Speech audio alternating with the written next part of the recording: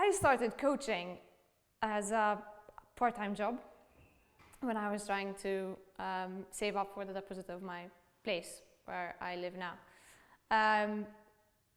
And as I started doing this coaching, which wasn't something I thought I'd ever be doing, but as I started to do it, I started loving it so much more than my full-time job. And I started getting very intrigued about it and started to research, started to do these small little courses here and there. Every time I did a course, I got very intrigued about the course. I did very well in each of these courses, including the sports psychology offered by LearningWorks as well. And eventually, I started realizing that, hey, sports in Malta is actually really growing. There is the possibility, maybe a small possibility, but there is a possibility of doing this on a full-time basis. And when I weighed how much I enjoy working in my full-time job versus how much I enjoy coaching, I realized that I think I would really love to take coaching on a full-time basis, but I'm not ready to do it unless I am 100% sure I am 100% capable of doing what I want to do. And just like I studied to become an engineer and then became an engineer, the same way I wanted to study relentlessly to become a coach. And as always, I wanted to be the best I could possibly be in coaching.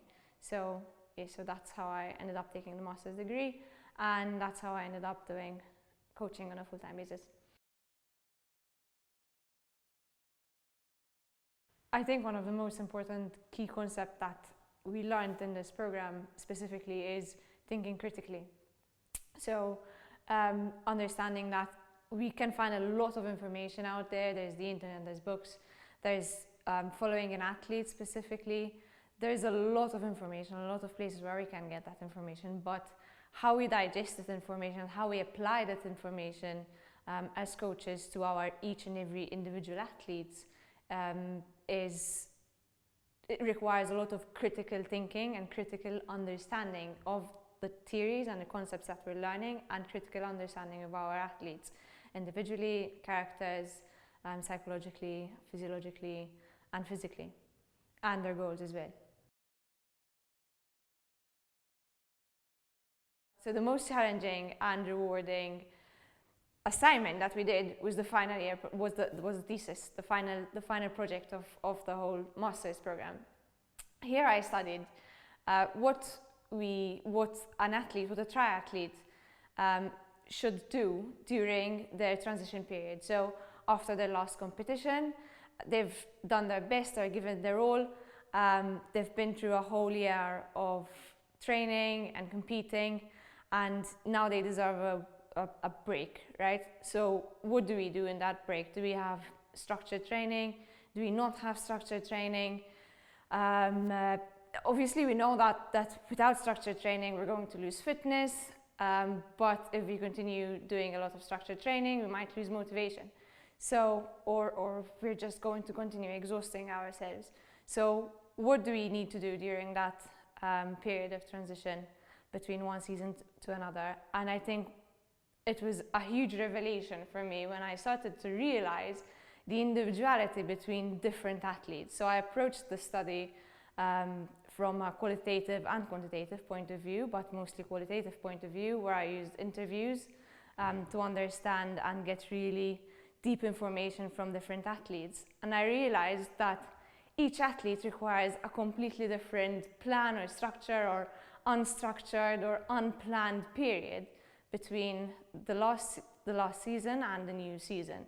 And I think that was a huge revelation that for me got me to understand the importance of individualizing our training plan, not just the session plan, but the whole mesocycle, the whole macro cycle for each and every athlete.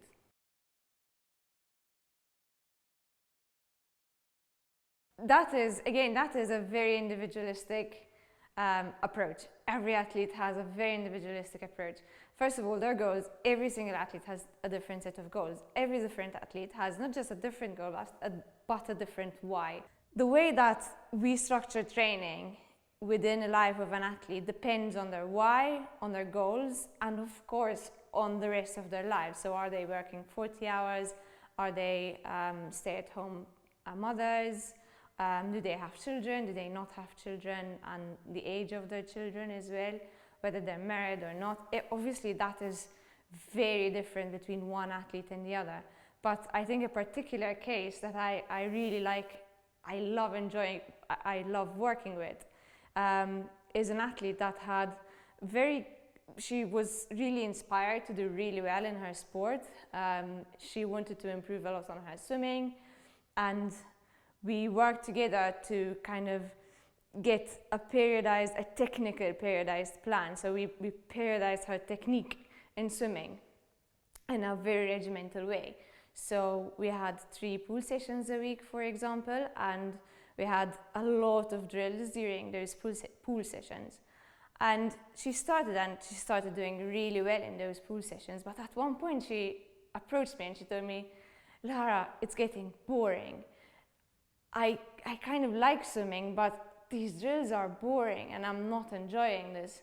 So we took that down a bit, and whilst we were still continuing to work with her technique, we also understood that this person has a 40-hour week, has a family to take care of, so we need that session to not just be only technical, but it has to be something fun.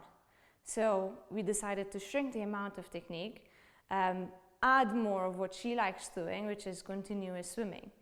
And that way she was now looking forward to the swimming, and instead of it being something that she had to tick off, the swim session started becoming something to enjoy, something to kind of be more of her time to herself that she enjoys. And we took that and applied it also to her running and her cycling sessions, and we ensured that her program isn't just something that is going to give her the results that she wants, because she is very inspired to get those results, but it's also something that she enjoys. And of course it's less regimental, but it's still getting her there. So I think that is something really kind of a good way to look at how to incorporate training with the rest of the life of an athlete.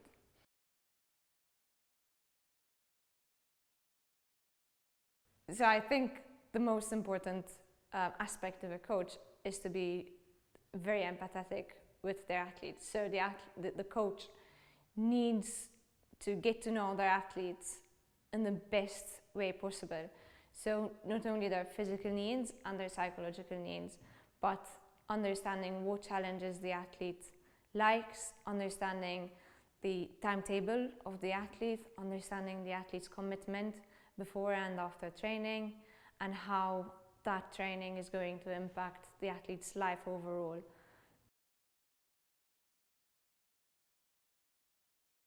So I think the biggest advice that I would give to a person approaching this course is to plan what they're going to do with this course.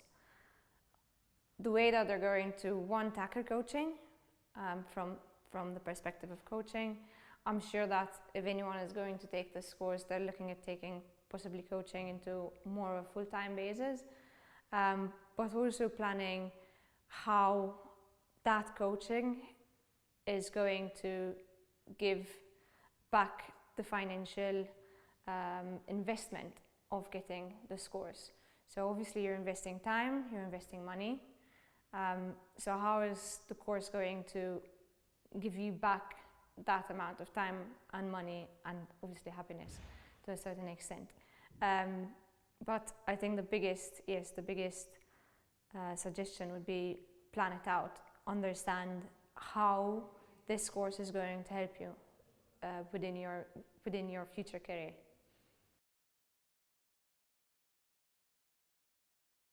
The course was blended. We had an online part which included online lectures. So the lecturers were delivering the lectures online. We were following obviously via our computers. It gave us flexibility and better time management. However, we still had the face-to-face meetings, which were really important, which were extremely helpful. The lecturers came here, they were happy to see us. We discussed a lot of things that probably in a classroom you wouldn't discuss when it becomes a weekly thing. But because they were here every 3 months or so, we had opportunities to be very open with our discussions. They observed us coaching. We took them out for dinners. We interacted a lot with the coaches, with the lecturers themselves, so they got to know us a bit better. Because they got to know us a bit better, we felt more comfortable with them talking and being more open with them. And that then reflected back to the online sessions after they left as well.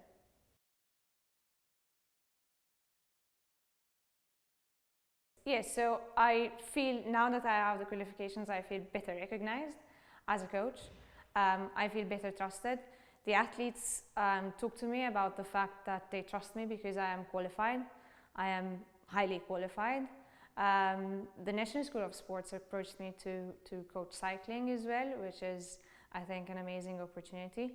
Yeah, so I have definitely been approached by different entities, but it's not just that. I trust myself better. And I think that that's the most important achievement from this course. The fact that I trust myself better in what I do, and the fact that I know how to research and I know how to gather my knowledge now in whatever question I have to answer. I also still have very good contact with all the lecturers. I have good contact with the whole Learning Works team. So if I do have a difficulty and if I am struggling to find information about this difficulty, I know who to approach.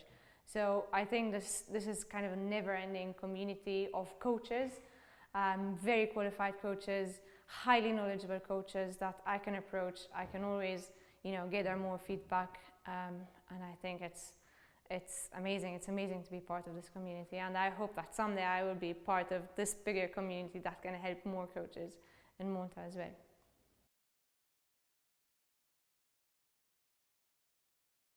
Yes, the support was amazing.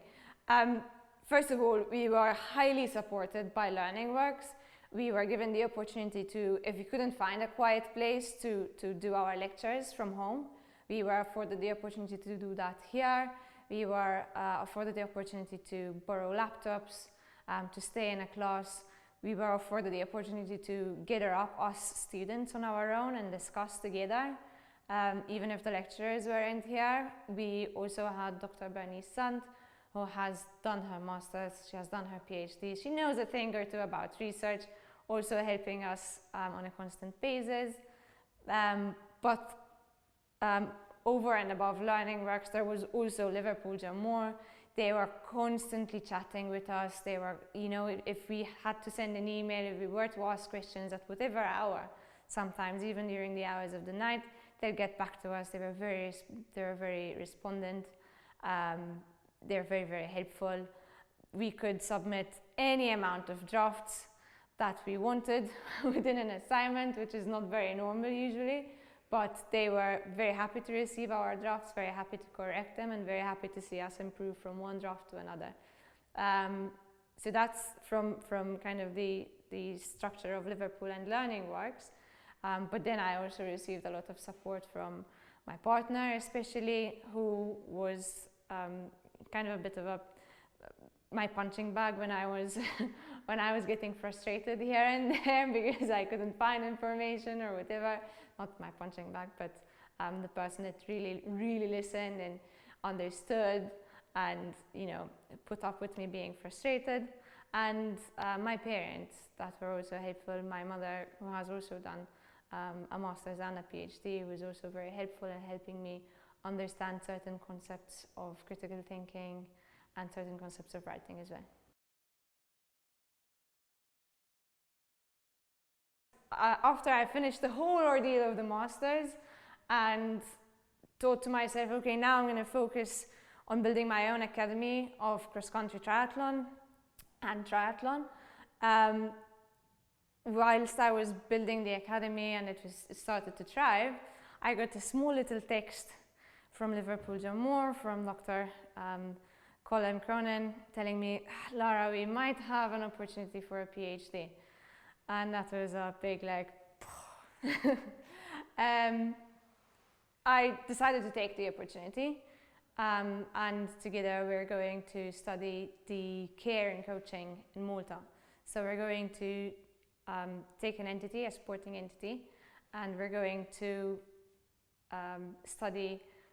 understand whether the athletes feel cared for, to understand whether the coaches are able to care for their athletes, whether they know how to care, and whether the system allows them to care for their athletes, and how to encourage a better caring environment to the coaches and to the athletes. So how can the entity help the coaches care for their athletes?